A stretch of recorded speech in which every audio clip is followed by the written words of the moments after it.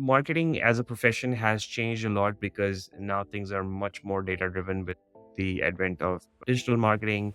So all the decision making is based on data that you're seeing from your campaigns, whether it's paid campaigns or social media campaigns or influencer campaigns. So I think it's important to stay updated on the latest trends, latest certification. My recommendation to younger people would be to join companies that are more technology driven because that's where the growth is, that's where the future is. And then once you enter in a junior role like a marketing associate or a junior marketing associate, then you can work your way up.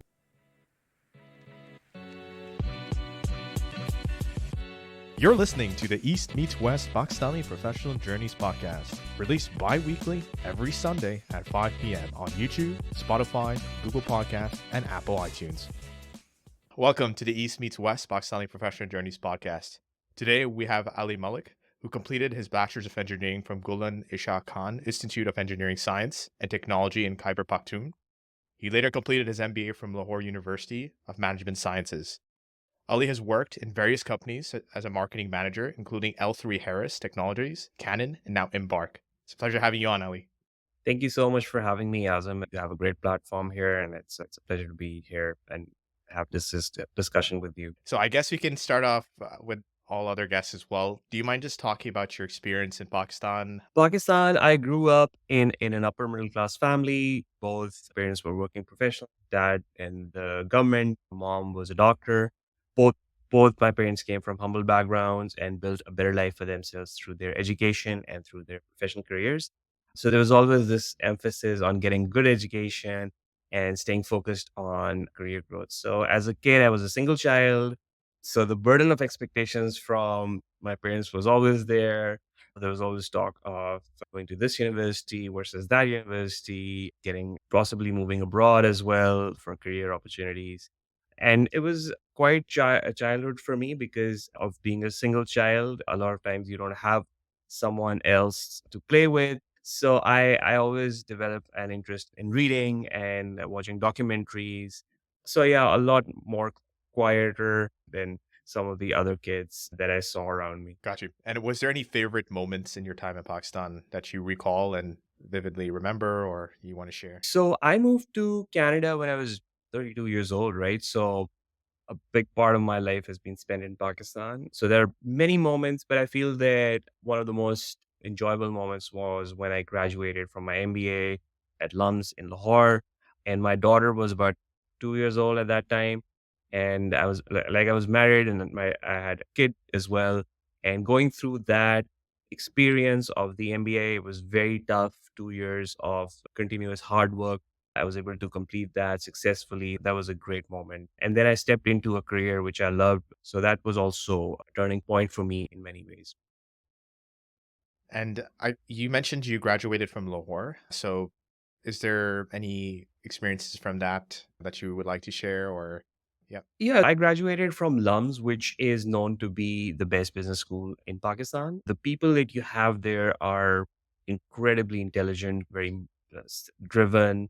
Most of the alumni from that university go on to become senior executives in most multinational companies. So it's a high performance culture. It's a very competitive culture as well. So I enjoyed my time there being among some high performing and intelligent people. Um, and I feel that there are many moments that I can talk about, but I think one of the most transformative moments that I experienced was in the classroom at LUMS, where we went through the marketing course, where our professor helped us understand what marketing was, what marketing strategy was. I think it's a whole different way of looking at business and life in general if you start understanding how you need to sell stuff and how you need to strategize every like business strategy and basically selling goods and services, because that has given me perspective that has changed my entire career and my professional journey. Okay, got you. And when you were in KP, so Khyber Pakhtunkhwa, was there any regions you went to during that time or Yeah. explored? So my mom is from KP, and unfortunately, I lost my dad when I was 7 years old, and then it was just me and my mom in small town KP, right near Peshawar. It's a small town called Nowshera. My mom was a doctor, a very well established doctor in that region, a gynecologist, and very well respected. I had a very comfortable childhood, and living in that region, I got a very good understanding of overall how minorities feel in a country where they are not given enough importance in the mainstream, Yeah. unfortunately. But I think the Pakhtun people are incredible. They're very proud of their culture, their language. Pashto is a language that's about 3,500 years old, right? And with Yeah. that is the whole culture. What I'm really impressed by is that despite all the disadvantages that people from that province have, now they are rising to the occasion. They've started contributing to the mainstream in Pakistan in all walks of life, from corporate sector to civil service to education. The great thing about them is that they're not afraid to embrace new professions and new technology, but they're also proud of their culture. So it's a great mix of the old and the new. So living amongst such people, I learned a lot, and I have great Pakhtun friends. So yeah, it was a very different experience from living in Karachi or Lahore growing up. Not I did not grow up in a large city, so it was a very different environment for me. Got you. I guess this next question, if you don't want to talk about it personally, but in terms of it must have been incredibly challenging. You mentioned your father passed away, and then getting the motivation to get into LUMS and get to that point of success. I would say success. So, how did you have that motivation as a child, and then building up to that point? Yeah, I think you're right. Losing my dad was a big setback, but oh, I was lucky enough to have another parent who was motivating me all the time. So my mom, a very driven person, self motivated, dedicated to her profession. She encouraged me to do well. And then I'm blessed to have an extended family that's been very supportive, especially my cousins. They're more like friends and less family members. What I love about my family is that they've always been very encouraging. So it's not one person, it's so many people all across the world now. So they're spread Yeah, across the world now, but we stay in touch and we talk about things, and it's great to have a group of people who's supporting you. got you. And when did you get introduced to either going to Canada? What was that process like? Or did you already have it in mind when you were in university, or did that develop as you in your career? Yeah, I think going to Canada was something where I got encouragement from one of my cousins. So she and her husband, they moved to Canada about 4 or 5 years before we moved. And so they guided us and they encouraged us. And I got a good idea of what the economy looks like, what the current country looks like. And then decided to try my luck, apply for it, and got in. This was 2018, which at that time we didn't realize, but it was not as competitive to come to Canada as it is now. Yeah, it is insane how competitive it has become, especially with, yeah, it's just increased significantly. Exactly. How was the process like when you moved from Pakistan to Canada? Was that, I'm assuming it was pretty challenging, but you might just give me more details on that. Yeah, I think one of the challenges of moving to Canada with a family and two kids was finding a good job and settling into a new career, and finding good accommodation, because accommodation in the GTA in Canada is very expensive. So that was the challenging part. But I feel that both my wife and I, we've evolved so much through this experience. And we've learned so much about setting up businesses, setting up a new life in a new country. I think we matured through this process. Now that I look back on the whole thing, I think we made an excellent choice. We made the right choice, and given the circumstances, and I would do it again, even if I'm given another life. So when you pushed for getting a role in Canada, obviously you did leverage your Pakistani experience as well. During the interview process, did you find it easy to talk about that experience? How did you make them understand your experience in Pakistan?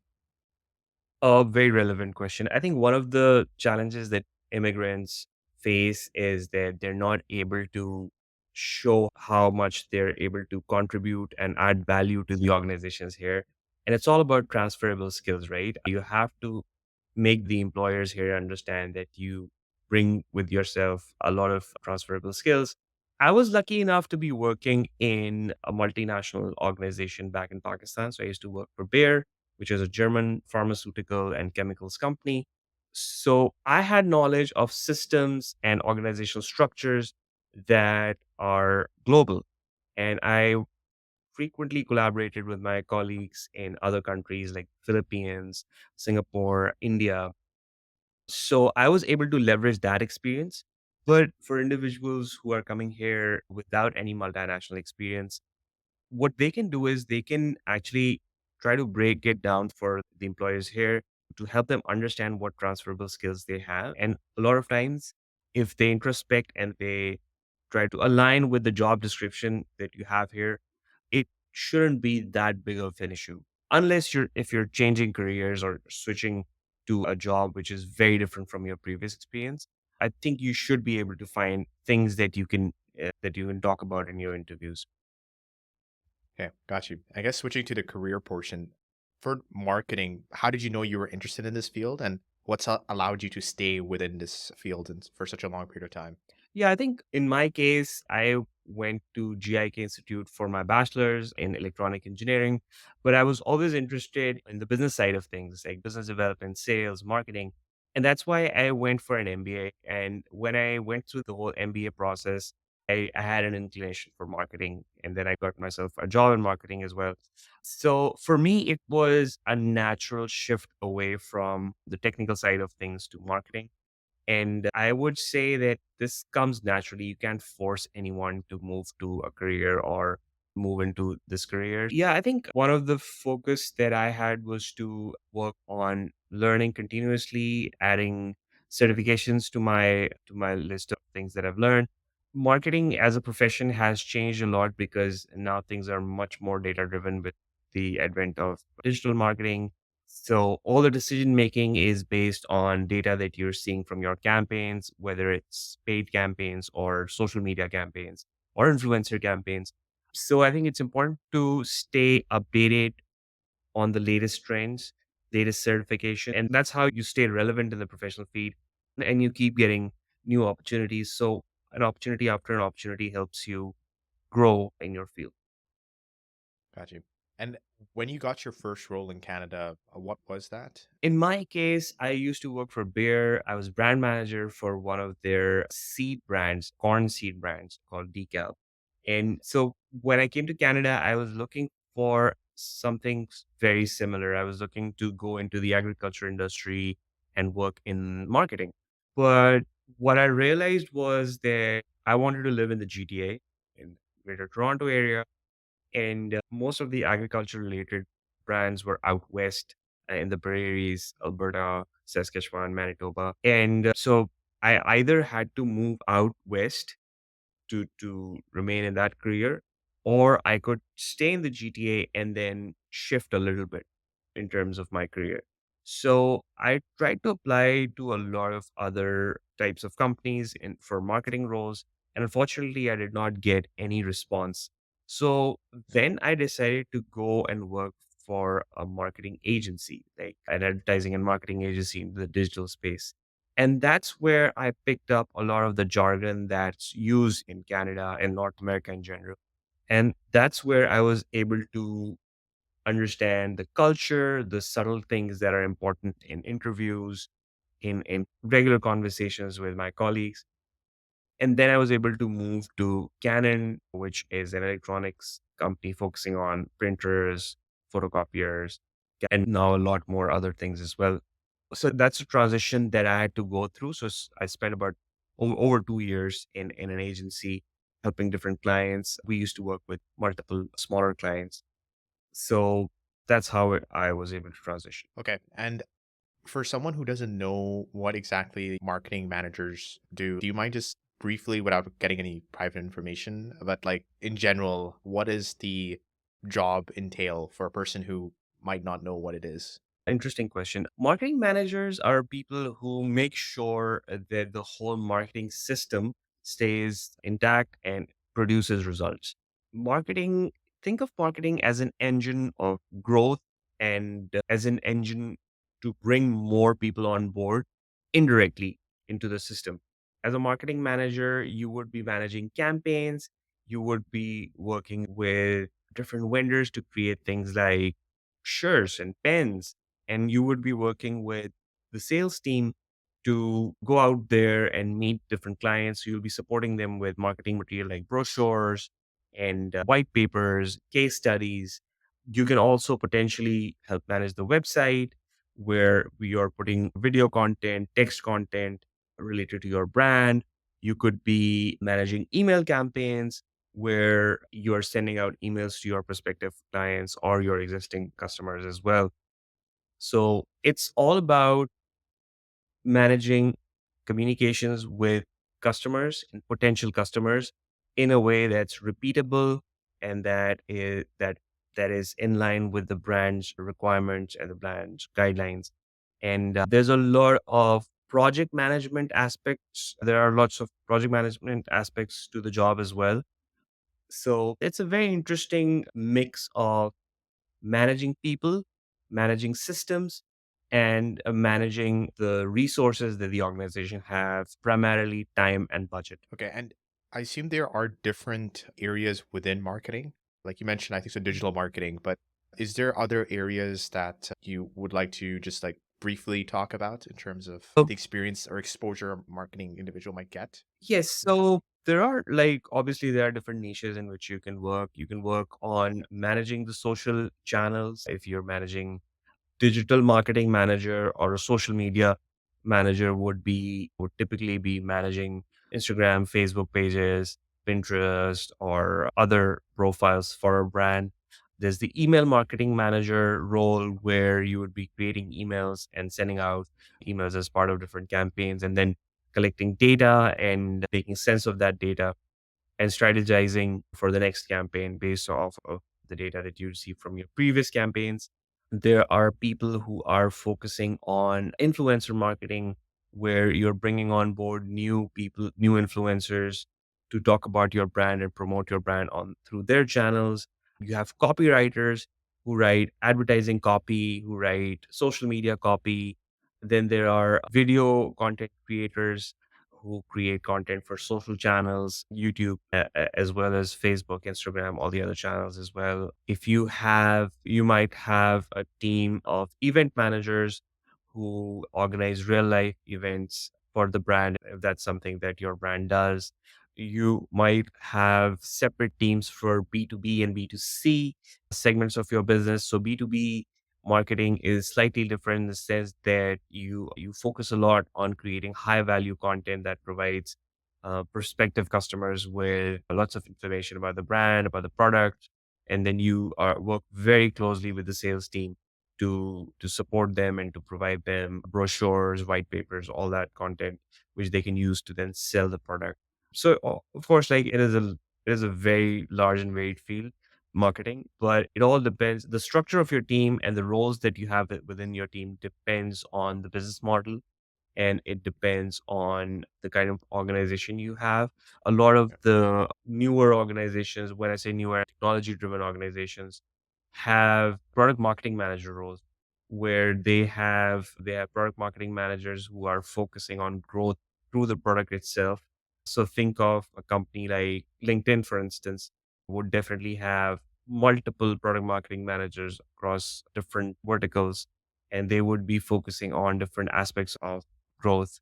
Some people might be focusing on things like Sales Navigator, where they're supporting salespeople to help sell more to prospective clients. Some people will be focusing on people who are searching for jobs. Some might focus on the inbox because LinkedIn Inbox is a very unique product as well. So if you are interested in entering marketing, I would say try to understand where you want to go. My recommendation to younger people would be to join companies that are more technology driven because that's where the growth is, that's where the future is.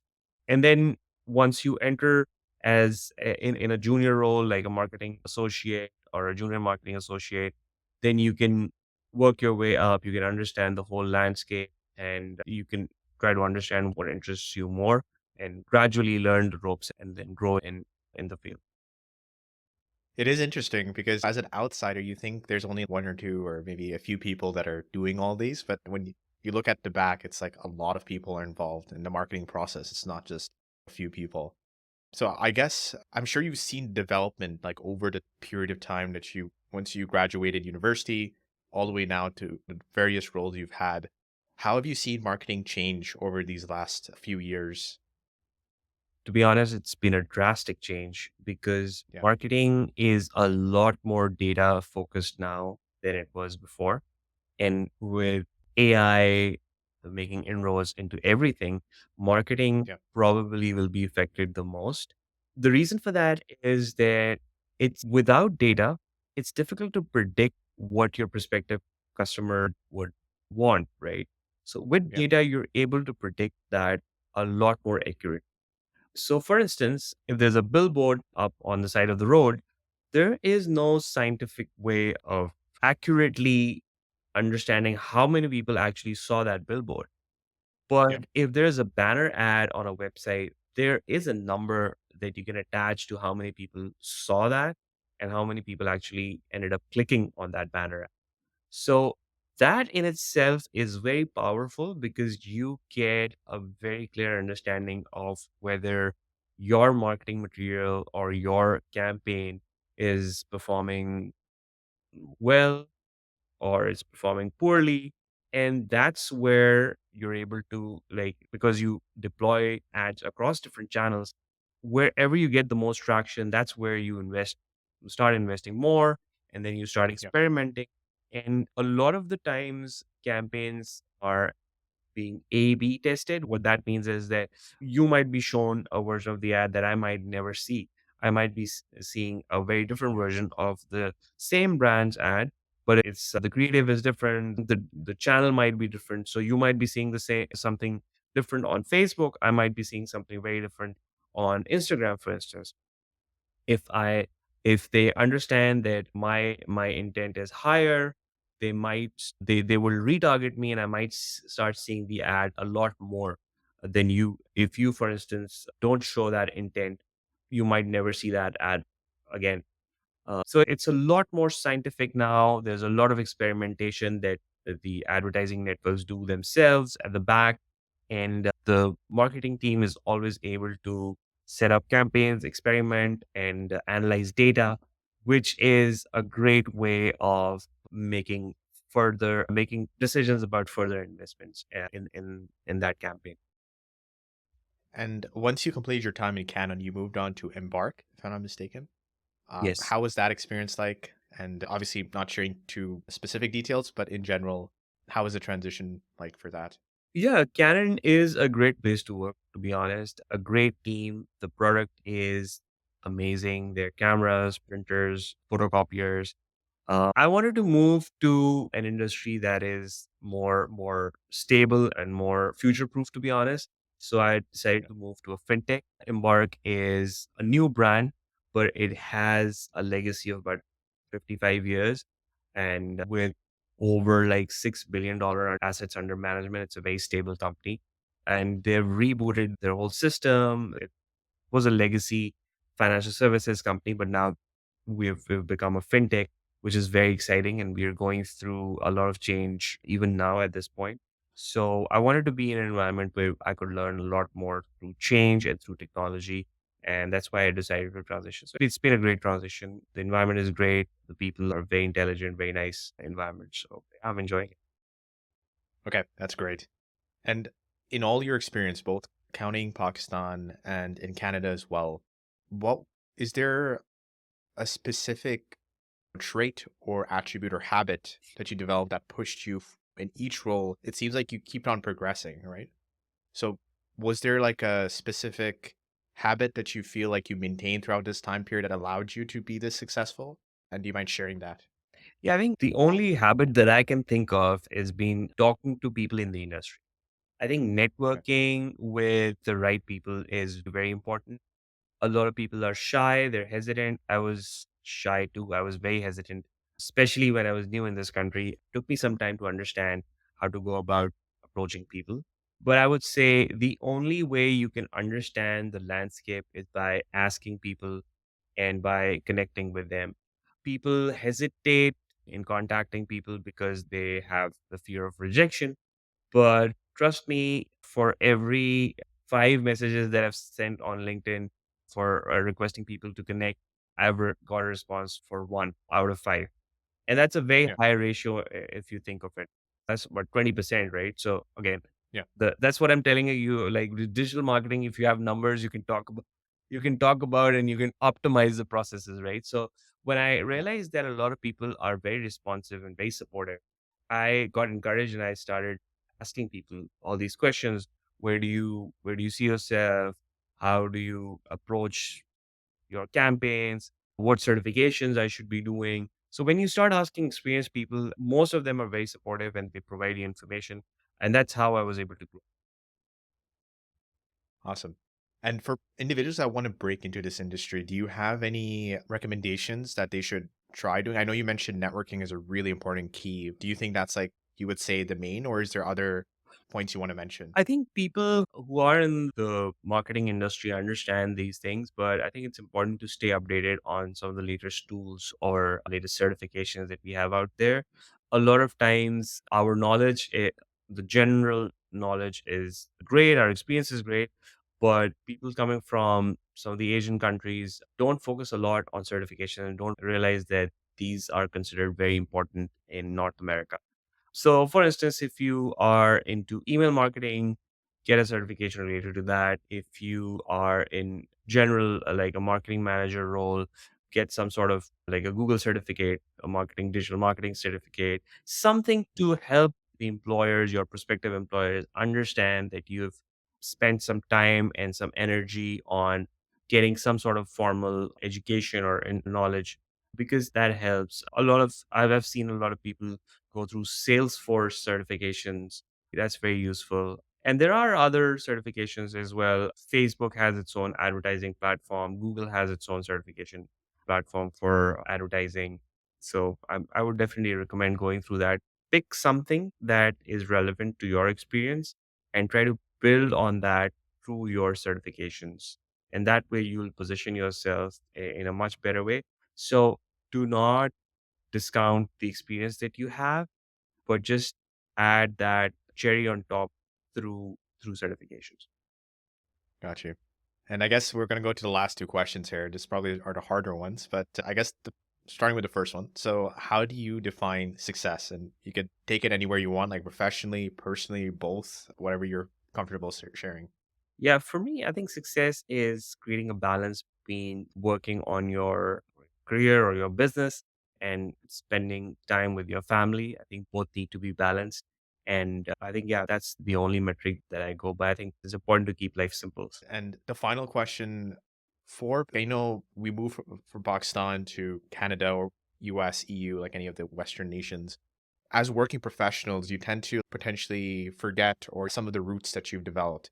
So is there any specific like roots or cultural themes that a person should maintain in their time in the West that you feel or that or be more specific, is there any cultural roots that you have maintained in as you've developed as a professional so it doesn't you don't leave your culture behind? I think that's a great question and a very interesting question that I've never been asked before. I think one of the things that people from South Asia bring to the table is sheer hard work. It's Yes. something that a lot of people don't realize that we have, but we have been used to working 12 hours, 16 hours even at times. And that is a superpower, I would say, because a lot of people who grow up in Western culture are not very comfortable with something like that.